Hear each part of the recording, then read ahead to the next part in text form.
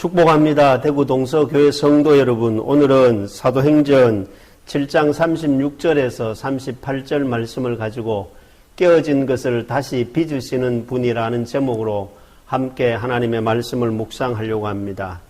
킨축이라고 하는 게 있습니다. 이거는 깨어진 도자기를 수리하는 기술입니다. 일본에서 1500년 동안 전해져 내려오는 좋은 기술입니다.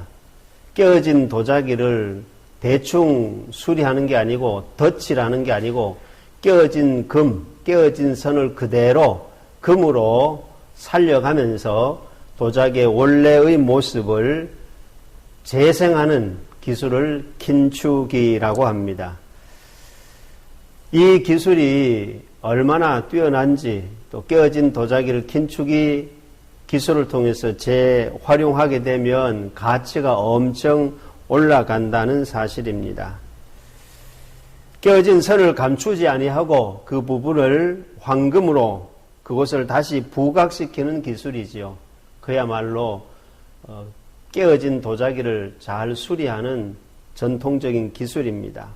오늘 본문 말씀을 가만히 보면 애굽 땅 이야기도 나오고 출애굽에 대한 내용도 나오고 또 홍해를 건너고 광야 40년을 돌고 도는 이야기를 초대교회 집사님이었던 스데반 집사님이 구약 성경을 요약해서 이스라엘 백성들 앞에서 설교해 주는 장면이 나옵니다. 그 가운데 보면 애굽, 홍해, 광야라는 세 개의 단어가 등장합니다.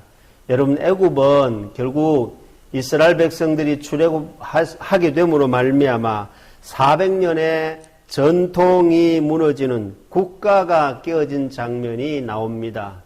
영원한 지상의 나라는 없습니다. 영원한 제국도 없다는 거지요. 애굽 땅에서 400년 동안 종살이하던 이스라엘 백성들이 탈출하게 될 줄이야 누가 알았겠습니까? 그 강대국 이집트가 깨어지는, 국가가 깨어지는 장면을 기록하고 있습니다. 그 다음에 이스라엘 백성들이 애굽에서 나와서 홍해 앞에 도달하게 됩니다. 홍해 앞에서 여러 가지 사건들이 있었지만 결국은 그 홍해를 가르고 하나님의 선밀이었던 이스라엘 백성들이 건너가고 난 다음에 그 뒤를 따르던 애굽의 기병대, 애굽의 말을 탄 특수부대원들이 다 그 홍해 바다에서 초죽음을 당하게 되는 장면이 나옵니다.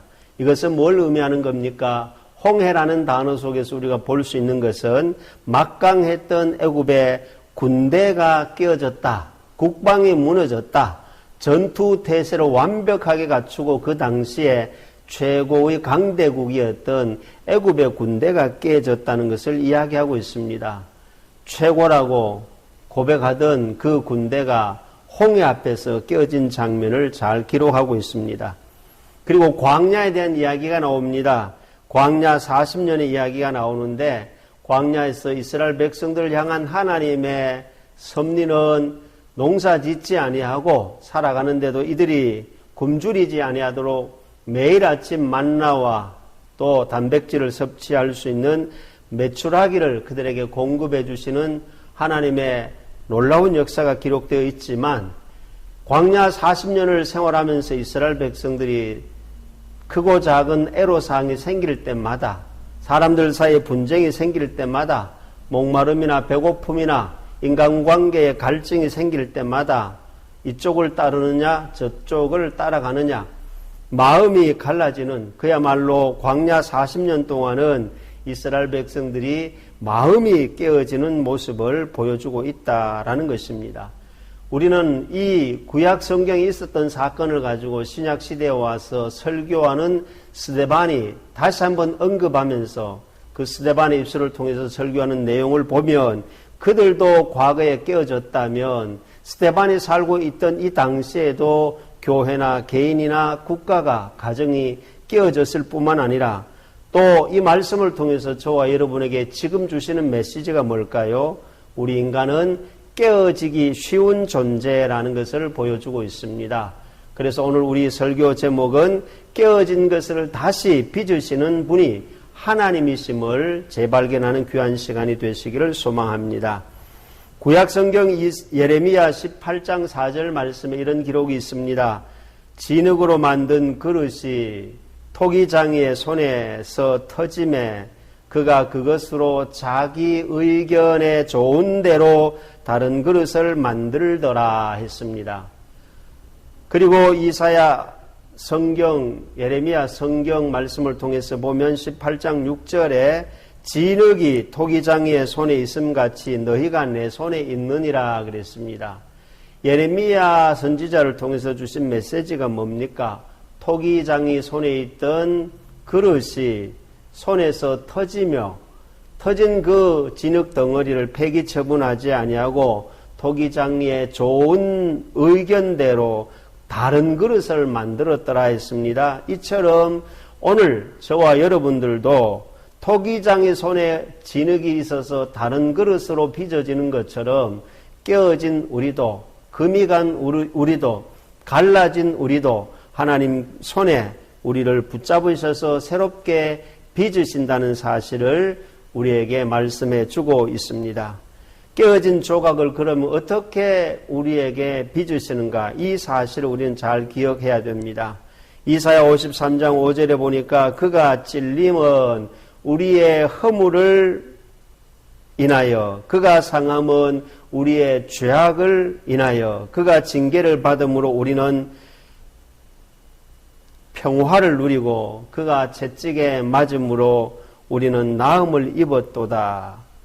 무슨 말입니까? 결국 저나 여러분이나 언제 어디서나 쉽게 깨어질 수밖에 없는 존재이지만 깨어진 우리 자신들을 다시 빚으시는 하나님의 사랑의 손길을 예수 그리스도를 통해서 우리에게 보여주고 있습니다. 특별히 이사야 53장 5절에 보면 찔린다는 말이 나옵니다. 여기에서 찔림이라고 하는 것은 혈관이 터지면서 시퍼런 멍이 들었다는 뜻입니다. 어원의 근거가 혈관 터지면서 멍이 시커멓게 든 것을 가지고 찔렸다는 겁니다. 그리고 나음을 입었도다 할 때 이 나음이라는 어원은 수리한다 이 말입니다. 보수한다 이 말입니다. 온전한 상태로 된다 이 말입니다. 그렇습니다. 오늘 저와 여러분의 일상 속에 멍든 나를 수리하시는 분이 누구냐? 예수님이시라는 사실입니다. 할렐루야. 저와 여러분이 어떤 상황에서 깨어져 있다 할지라도, 멍들어 있다 할지라도 우리를 수리하시는 분이 바로 예수님이라는 사실을 이사야 선지자가 예언하고 있고, 예수님은 친히 그렇게 우리를 회복시켜 주셨습니다. 어떤 장로님이 짧게 쓴 글을 하나 소개하려고 합니다. 장로님 이런 글을 썼어요. 살면 살수록 인생이 만만치 않은 것을 절감한다. 세상을 사는 일이 언제나 어렵다. 마음 편할 날이 없다. 나만 힘든 것 같았는데 살아보니 모두 비슷비슷하다. 세상을 사는 일이 혹독한 시집살이와 같다. 무서운 시어머니와 날카로운 시누이가 사방에 너무나도 많다. 몸둘 곳 없는 곳이 바로 이 세상이다. 위로받고 싶은데 받을 곳이 없어 늘 서럽다. 며느리는 힘들고 서러울 때마다 엄마 생각이 난다. 늘 엄마가 그립다. 세상을 사는 우리는 모든 며느리처럼 힘들다. 외롭고 고통스럽다. 외롭고 힘든 사람들에겐 친정집이 최고다.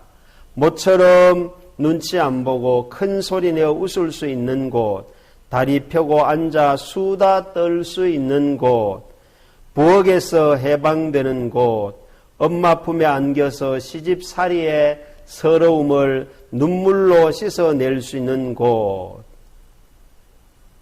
어느 장로님이 아마 자기 인생을 또 자기 곁에 있는 아내의 모습을 지켜보면서 쓴 글이었습니다. 저는 이 글을 읽으면서 오늘날 이 시대의 교회가, 저와 여러분이 모인 이 대구 동서 교회가 친정집 같았으면 좋겠다는 생각을 해봅니다. 여러분, 친정집 그러면 왠지 마음의 위로가 됩니다. 친정집 같은 교회는요, 모든 교인이 친정 식구로 보여져야 됩니다. 오늘 이 대구 동서교회가 친정집 같은 곳이라면 여러분, 전후 좌우에 있는 모든 사람들이 친정의 가족처럼 보여져야 한다는 것이지요. 친정의 가족들은 언제나 보고 싶고 언제 보아도 따뜻하지 않습니까? 언제든지 그리워서 찾아갈 수 있는, 마음 놓고 격식 없이 예고 없이 찾아가도 마음 편한 곳이 친정집 아니겠습니까? 그 친정집이야말로 언제나 따뜻하게 맞아주는 곳이 아니겠습니까? 그런데 중요한 것은 아무리 친정집이라도 친정에 엄마가 계셔야, 누가 계셔야? 엄마가 계셔야 친정집의 마음은 따뜻한 온기를 유지할 수가 있는 겁니다. 친정은 있어도, 친정집은 있어도 친정에 엄마가 없으면 그 친정집, 친정은 의미가 상실될 수가 있다는 사실입니다. 사랑하는 성도 여러분, 대구 동서교회가 친정집 같은 교회가 되려고 하면 바로 이곳에 주님이 계셔야 할 줄로 믿습니다. 육신의 친정 엄마는 떠났습니다. 육신의 친정 엄마는 떠나갈 수도 있습니다. 육신의 친정 엄마는 언젠가는 떠나갑니다. 그러나 오늘 우리 주 예수 그리스도께서는 어제나 오늘이나 영원토록 동일하신 줄로 믿습니다. 할렐루야. 그래서 알파와 오메가라 했습니다. 처음과 나중이라 했습니다. 영원 전부터 영원까지 계시는 분이 예수님이십니다. 우리 예수님은 마치 오늘 저와 여러분에게 친정집 엄마 같은 말씀을 하셨지요. 마태복음 11장 28절에 수고하고 무거운 짐진 자들아 다 내게로 오라. 어떤 짐이 있어도, 어떤 외로움이 있어도, 어떤 깨어짐이 있어도, 어떤 상처가 있다 할지라도 우리 주님은 친정집 엄마처럼 수고하고 무거운 짐진 자들아 다 내게로 오라. 내가 너희를 쉬게 하리라. 여러분, 어쩌면 그렇지 않을 수도 있지만 그래도 시집에 가 있으면 나름대로 예의 범죄를 지켜야 되잖아요. 하지만 친정집에 와 있으면은 정말 두 다리 쭉 펴고 쉴 수 있는 공간이 바로 친정집 아니겠습니까?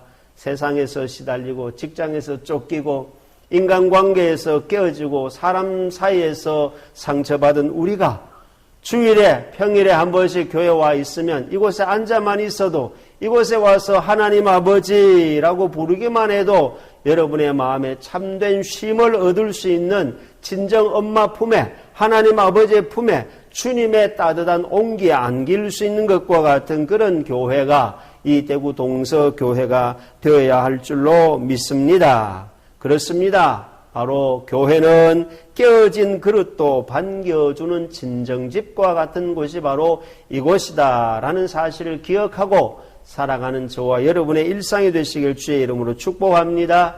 심지어 마태복음 11장 29절에는 뭐라 그럽니까? 나는 마음이 온유하고 겸손하니, 예수님은 겸손하니 나의 멍에를 메고 내게 배우라. 그리하면 너희 마음이 쉼을 얻으리니 그랬습니다. 여러분, 진정한 겸손이라는 게 무엇일까요? 남을 나보다 낮게 여기는 것은 평면적인 겸손입니다. 그럼 입체적인 겸손이 무엇일까요? 입체적인 겸손은요, 평면적인 겸손을 초월해서 자기 자신을 덜 생각하는 게 입체적인 평면입니다. 나만 생각하는 것이 아니고 너를 기억하는 겁니다. 나에게만 시선 집중하지 아니하고 너에게 눈길이 가는 것이, 나에게만 푹 빠진 것이 아니라 옆 사람에게 관심을 가지는 것이 바로 진정한 입체의 겸손이라는 겁니다. 그리고 우리가 입체적인 겸손은요, 상대방을, 옆 사람을, 앞 사람을, 누군가를 라이벌로 생각하지 않습니다. 경쟁자로 생각하지 않아요. 진정한 겸손은요, 옆 사람이, 앞 사람이 나와 경쟁자가 아니라 나와 친구가 되는 관계예요. 나와 너 짝꿍이 되는 거예요. 나와 너 파트너가 되는 것이 바로 진정한 겸손이라는 겁니다. 그리고 입체적인 겸손 세 번째는요, 의견이 다른 사람을 무시하지 않습니다. 사람이 살아가다 보면 내 생각하고 너 생각하고 다를 수 있잖아요. 쌍둥이도 생각이 다를 수 있잖아요. 친구도 의견이 다를 수도 있잖아요. 진짜 겸손, 입체적인 겸손은 바로 의견이 다르다고 해서 그 의견 다른 사람을 무시하지 않는 것이 바로 겸손한 사람이라는 겁니다. 그리고 입체적인 겸손은요, 남들을 자기 자신보다 더 중요하게 여길 수 있는 마인드를 가지는 것이 입체적인 겸손입니다. 나도 소중하지요. 너도 귀하다 이 말입니다. 너를 귀하게 여기는 마음. 우리 예수님 말씀하셨잖아요. 한 생명이 천하보다 더 귀하다. 할렐루야. 내 생명이 귀하지만 상대방 생명도 천하보다 더 소중하다는 마음을 가지고 사는 것이 바로 진정한 입체적인 겸손인 겁니다. 그리고 진정한 겸손은 평판을 우리가 가지고 살아갈 때 그 사람의 평판을 헐뜯지 않습니다. 우리는 자칫 잘못하면 상대방의 눈에 있는 티끌이 보이면 내 눈에는 들보가 있는데도 불구하고 상대방의 눈에 있는 티끌을 제거하려고 하는 헐뜯는 버릇이 우리 마음속에 내재되어 있다면 우리는 교만한 사람이에요. 겸손한 사람이 아니라는 겁니다. 예수님이 친정집 엄마와 같은 말씀으로 수고하고 무거운 짐진 자들아 다 내게로 오라 내가 너희를 쉬게 하리라. 나는 마음이 온유하고 겸손하다 할 때 이 겸손은 바로 누군가의 눈에 있는 티를 헐뜯지 않는 모습으로 살아가는 사람이 진정한 겸손한 사람이라는 겁니다. 그리고 우리가 이 땅을 살아가면서 저와 여러분이 오늘 본문 속에 스데반의 모습을 통해서 보면 스데반은 애굽에서 출애굽하여 홍해를 거쳐 광야를 지나 40년 동안 이스라엘 백성들과 함께 더부살이 했던 그의 존재감을 이야기하면서 40년 광야 생활을 하던 그 모습을 광야 교회라 이렇게 기록하고 있습니다. 모세 한 사람을 생각해 보세요. 모세를 앞세워서 설교하는 스데반의 모습을 한번 돌이켜 보십시오. 스데반은 이 설교가 끝나면 그 다음 설교를 할 수 없는 돌맞아 순교해야 되는 마지막 설교입니다. 광야 40년 동안 광야 교회를 이끌어가던 모세의 일생을 이야기하면서 모세의 입장에서 한번 생각해 보십시오. 모세도 마음이 여러 번 깨어졌을 겁니다. 모세도 지도자로 있으면서 하나님의 대행자로 앞에 이스라엘 백성들을 이끌어가면서 그야말로 모세는 온몸에 상처투성이고 그야말로 깨어진 존재밖에 안 되었습니다.